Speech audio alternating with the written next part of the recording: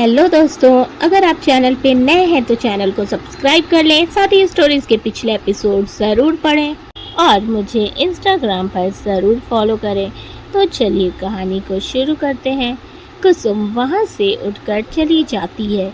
उसे जाता देख कार्तिक मुस्कुराते हुए बोला, तुम्हारे चेहरे के एक्सप्रेशन देखकर मुझे ऐसा क्यों लग रहा है कि मेरे मुंह से किसी और की तारीफ तुम्हें पसंद नहीं आई। अगर सच में ऐसा है तो तुम्हें मिस कुसुम से मिसेस कुसुम कार्तिक सहगल बनाने में मुझे ज़्यादा वक्त नहीं लगेगा, मेरी फ्यूचर वाइफी। कार्तिक मुस्कुराकर बालों में हाथ फिराता है, फिर सुमेर को कॉल लगाकर बुलाता है।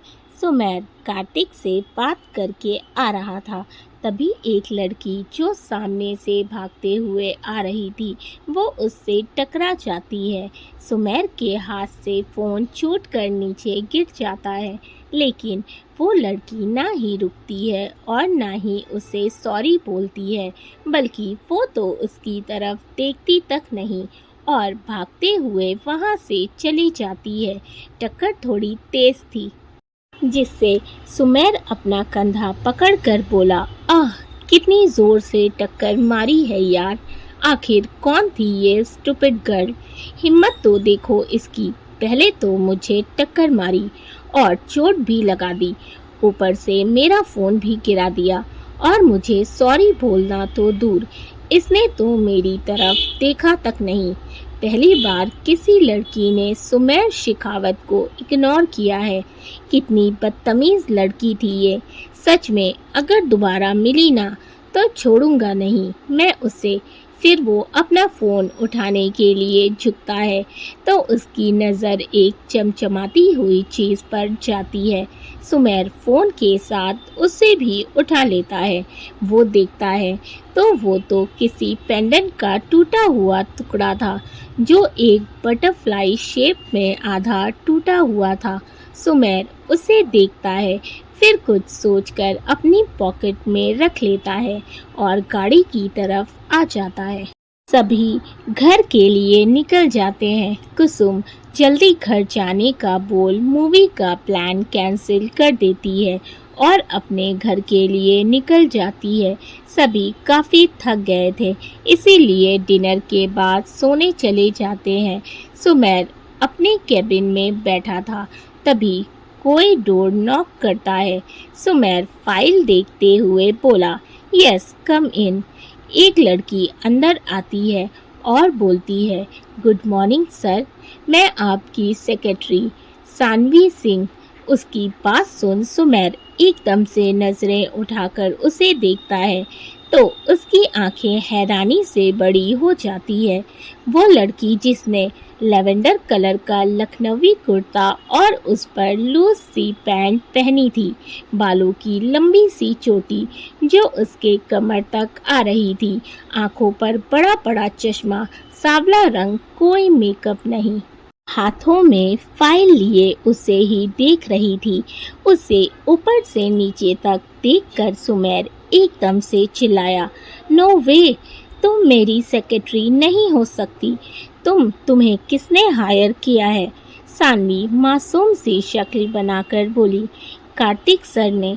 कार्तिक का नाम सुनते ही सुमेर मन में बोला, कार्तिक भाई ने ये जानबूझकर किया है। फिर वो सानवी को घूरते हुए अपने कैबिन से बाहर निकल गया। सानवी उसके ऐसे घूरने से थोड़ा घबरा गई, लेकिन उसे समझ नहीं आया कि वो अकेले कैबिन में क्या करे। तब वो भी सुमेर के पीछे चल दी। सुमेर सीधे रुद्र के कैबिन में आया, क्योंकि इस वक्त कार्तिक वहीं था। उसे इस तरह आता देख कार्तिक और रुद्र दोनों के ही चेहरों पर डेविल मुस्कान आ गई। सुमेर जाकर कार्तिक से बोला, कार्तिक भाई, आप मेरे साथ ऐसा कैसे कर सकते हैं? तब तक सानवी भी अंदर आ गई और एक कोने में सर झुकाकर खड़ी हो गई। कार्तिक अनजान बनते हुए, मैंने क्या किया? सुमेर भाई, इतने भोले मत बनिए। आपको पता था मुझे कैसी सेक्रेटरी चाहिए। फिर भी आपने इस जानवी को मेरी सेक्रेटरी बना दिया। सानवी जल्दी से बोली, सर मेरा नाम जानवी नहीं सानवी है। सुमेर घूरकर उसे देखता है तो वो जल्दी से चुप होकर वापस से नज़र झुका लेती है। कार्तिक, सुमेर मैंने बहुत सोच समझकर इसे हायर किया है। बहुत अच्छी है ये पढ़ने में, अपने कॉलेज में टॉपर है। सुमेर, ये अपने कॉलेज की टॉपर हो या स्कूल की, मैं इस मानवी को अपनी सेक्रेटरी बर्दाश्त नहीं करूँगा। सानवी अपना नाम गलत लेते सुन फिर से बोली, सर मानवी नहीं सानवी, सानवी सिंह नाम है मेरा। उसकी बात सुन रुद्र को हंसी आ जाती है। वो अपनी हंसी दबाते हुए मन में बोला, सही है, बिल्कुल सही लड़की ढूंढी है कार्तिक ने। आधा दिमाग इसके पास, आधा दिमाग मेरे भाई के पास, दोनों का आधा आधा दिमाग मिलकर पूरा हो जाएगा। सानवी की बात सुन सुमेर चिढ़कर बोला, अरे यार तुम चुप रहोगी ज़रा, कब से अपना नाम ही सही करा रही हो। तुम्हारा नाम चाहे जानवी हो या सानवी हो या मानवी हो, आई डोंट केयर। मैं अभी के लिए अभी तुम्हें फायर करता हूँ। सानवी आंखें बड़ी करके बोली, क्या फायर? लेकिन अभी तो मैंने ठीक से जॉब ज्वाइन भी नहीं की, तो आप फायर कैसे कर सकते हैं? सुमेर गुस्से से कुछ बोलता उससे पहले कार्तिक बोला, मिस रम्या आप सानवी को लेकर जाइए और उसे सभी काम समझा दीजिए। रम्या हाँ में गर्दन हिलाकर सानवी को अपने साथ ले जाती है। अब कैबिन में बस रुद्र, कार्तिक और सुमेर ही बचे थे। कार्तिक आराम से सोफे पर बैठते हुए बोला, अब बोल तुझे क्या प्रॉब्लम है उससे, इतनी प्यारी तो है। सुमेर, भाई अगर आपको वो इतनी प्यारी लग रही है तो आप बना लेते उसे अपनी सेक्रेटरी। मेरी जान क्यों आफत में डाली? मुझे नहीं चाहिए वो, मैं उसे फायर कर रहा हूँ बस। रुद्र आराम से चेयर पर टेक लगाते हुए बोला, तू ऐसा नहीं कर सकता। सुमेर, क्या मतलब? कार्तिक, मतलब ये मेरे भाई कि 6 महीने से पहले तू सानवी को नहीं निकाल सकता। अगर तूने उसे ज़बरदस्ती फायर करने की कोशिश की तो मैं और रुद्र तुझे बिजनेस से फायर कर देंगे। सुमेर, आप लोग मुझसे बदला ले रहे हो ना?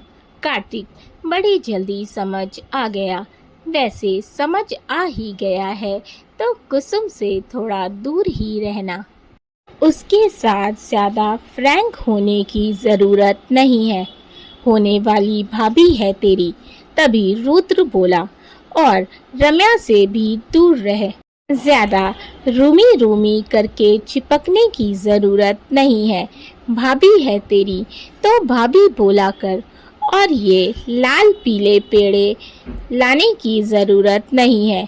सुमेर हैरानी से, भाई आप रूमी पर नज़र रख रहे हो? आपको कैसे पता कि मैं उसके लिए पेड़े लाया था? कार्तिक भी आंखें छोटी कर रुद्र को देखने लगा। रुद्र, मैं बस उस पर नज़र नहीं रख रहा, बस उसकी सेफ्टी कर रहा हूँ। समझे तुम दोनों? मुझे इस तरह से देखने की कोई ज़रूरत नहीं है। सुमेर बुरा सा मुँह बनाकर बोला, मैं आप दोनों की शिकायत नानू से करूँगा। रुद्र, अच्छा वैसे तू क्या कहेगा दादी माँ से? सुमेर के पास अब बोलने को कुछ नहीं था। वो गुस्से से पैर पटककर वहाँ से चला जाता है। रुद्र और कार्तिक हंसने लगते हैं। रम्या सानवी को उसका सारा काम समझा देती है और उसे सानवी काफ़ी अच्छी लगी थी। वो उससे कैबिन में जाने का बोल अपने कैबिन में चली जाती है। सुमेर अपनी कैबिन में आता है तो वहाँ सानवी पहले से ही थी। वो उसे गुस्से से घूरते हुए जाकर अपनी चेयर पर बैठ जाता है और अपना काम करने लगता है। सानवी वहीं खड़ी थी क्योंकि उसे समझ नहीं आ रहा था कि वो क्या करे। वैसे तो रम्या ने उसे ज़्यादातर चीज़ें समझा दी थी, लेकिन अभी वो बिना सुमेर के इंस्ट्रक्शन के कोई काम नहीं कर सकती थी। उसके इस तरह खड़े रहने से सुमेर चिढ़कर बोला, क्या है, यहाँ क्यों खड़ी हो? सानवी मासूम सी शक्ल बनाकर बोली, तो कहाँ खड़ी रहूं सर? सुमेर, आह, ये लड़की, दिल तो कर रहा है इसका गला दबा दूं। ये बात उसने मन में बोली थी। सुमेर उसे देखकर बोला, जाओ जाकर कुछ काम करो या बस खड़े रहने के पैसे लोगी? सानवी, सर आप बताइए क्या करना है? सुमेर मन में सोचने लगा कि उसे क्या काम दे। तभी उसके दिमाग में एक शैतानी खुराफात आई। वो सानवी को देखकर बोला, मैं इसे जॉब से नहीं निकाल सकता, लेकिन ये खुद तो जॉब छोड़ सकती है ना। क्यों ना मैं इसे इतना काम करवाऊं कि ये खुद ही परेशान होकर जॉब छोड़ दे। ये सोचते ही सुमेर के चेहरे पर डेविल स्माइल आ गई। फिर वो अपना चेहरा सख्त करके सानवी से बोला, सुनो मिस जानवी, जाओ और कॉफ़ी लेकर आओ मेरे लिए। सानवी, सर जानवी नहीं, सानवी नाम है मेरा। सुमेर गुस्से से, वॉट एवर, कॉफ़ी लाओ मेरे लिए, नाउ डू फास्ट। तब सानवी चुपचाप बाहर चली गई। सुमेर उसे जाता हुआ देखकर बोला, देखती जाओ, 2 दिन में तुमसे ये जॉब ना छुड़वाया तो मेरा नाम भी हैंडसम डैशिंग सुमेर शेखावत नहीं। ये बोल सुमेर बड़े एटीट्यूड से अपने बालों में हाथ फेरता है। कुछ देर बाद सानवी कॉफ़ी लेकर आती है और सुमेर को देती है। सुमेर, जिसकी नज़र लैपटॉप पर थी, वो बिना देखे ही कॉफ़ी का एक सिप लेता है और अगले ही पल सारी कॉफ़ी उसके मुंह से फव्वारे की तरह बाहर आ जाती है। सुमेर जैसे ही मग में देखता है तो वो ब्लैक कॉफ़ी थी। सुमेर गुस्से से चिल्लाते हुए बोला, ये क्या बनाकर लाई हो तुम? मैंने तुमसे सिर्फ कॉफ़ी कहा था, ब्लैक कॉफ़ी नहीं। सानवी जल्दी से घबराते हुए बोली, वही तो सर, आपने मुझे बस कॉफ़ी लाने को कहा था। कौन सी कॉफ़ी, ये तो बताया ही नहीं। वो तो अच्छा हुआ कि वहाँ रम्या मैम पहले से ही कॉफ़ी बना रही थी। वो जैसे जैसे बना रही थी मैं भी वैसे ही बनाकर ले आई। उसकी बात सुन तो सुमेर का मन किया या तो वो अपना सिर फोड़ ले या फिर सानवी का सिर फोड़ दे। अब आखिर इतनी होनहार सेक्रेटरी जो मिली थी उसे। सुमेर उसे शक की निगाहों से देखते हुए बोला, एक बात बताओ, तुमने सच में अपने कॉलेज में टॉप किया है या कहीं पैसे वैसे देकर कोई फेक डिग्री तो नहीं बनवा ली? सानवी, कैसी बातें कर रहे हैं आप सर? मैं भला फेक डिग्री क्यों बनवाऊंगी? टॉप किया था मैंने, पूरी मेहनत और लगन से पढ़ाई की थी। सुमेर, अच्छा जाओ दूसरी कॉफ़ी लेकर आओ। पूरे मुंह का स्वाद खराब कर दिया ये कड़वी कॉफ़ी पिलाकर। और इस बार अपना दिमाग मत लगाना, जैसे एक नॉर्मल कॉफ़ी बनती है दूध और शक्कर वाली, वही बनाकर लाना। अब जाओ। सानवी वहाँ से चली जाती है। इधर कुसुम ब्रेक के बाद अपनी कैबिन में आती है तो देखती है उसके डेस्क पर एक लेटर और बुके रखा हुआ था। वो लेटर उठाकर पढ़ती है तो उसमें लिखा था, कॉफ़ी का बोलकर भुला नहीं सकते। मैं कैफ़े में आपका इंतज़ार कर रहा हूँ, आपका शुभ चिंतक। उसके बाद हमेशा की तरह एक प्यारी सी इमोजी थी। कुसुम उस लेटर को देखती है, फिर उसे अपने बैग में डालकर बैग लेकर अस्पताल से निकल जाती है।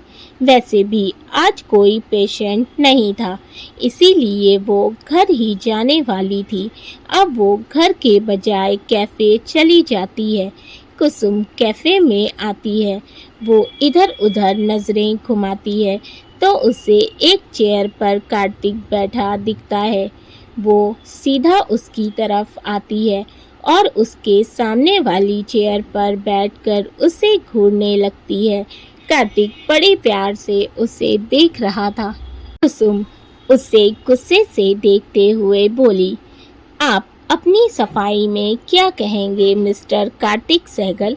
कार्तिक मुस्कुराते हुए एक चॉकलेट का बॉक्स उसकी तरफ बढ़ाकर बोला, सुना है रूठी हुई और गुस्सा हुई लड़कियों को चॉकलेट देकर मनाया जाता है। कुसुम गुस्से से वो बॉक्स वापस उसकी तरफ बढ़ा देती है। मैं बाकी लड़कियों जैसी नहीं हूँ, कार्तिक मन में बोला। पता है, तभी तो तुम मुझे इतनी पसंद हो, क्योंकि तुम मेरी जंगली बिल्ली हो। कुसुम उसे खोया हुआ देखकर बोली, वो आप थे जिसने मुझे उस फ्रॉड लड़के से बचाया था। आपने ही उस दिन मुझे बुके और कार्ड भेजे थे, लेकिन मुझे ये बताने की जहमत क्यों नहीं की आपने? मैं कब से सोच सोच कर परेशान हो रही थी कि वो कौन इंसान है, बोलिए। कार्तिक अभी भी बस उसे मुस्कुराते हुए देख रहा था। कुसुम फिर से बोली, मैं कुछ पूछ रही हूँ आपसे मिस्टर सहगल, आप सुन भी रहे हैं या नहीं? जब कार्तिक कुछ नहीं बोलता तो कुसुम गुस्से से खड़े होते हुए बोलती है, ठीक है, मत बोलिए, नहीं सुनना मुझे कुछ भी, और ना ही मुझे कोई कॉफ़ी पीनी है। आप अपनी उस ख्यालों वाली लड़की को बुलाइए और उसी के साथ पीजिए कॉफ़ी, और हाँ, उसी के शुभ चिंतक भी बनिए। मेरे शुभ चिंतक बनने की भी आपको कोई ज़रूरत नहीं है। जा रही हूँ मैं। ये बोल वो गुस्से से अपना बैग उठाती है और वहाँ से जाने लगती है। कुसुम अभी कुछ कदम ही चली थी कि तभी कार्तिक की आवाज़ उसके कानों में पड़ती है, दिस इज़ फॉर यू। कुसुम के कदम वहीं रुक जाते हैं।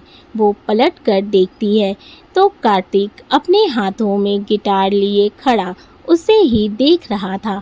कुसुम उसे सवालिया नज़रों से देखने लगती है।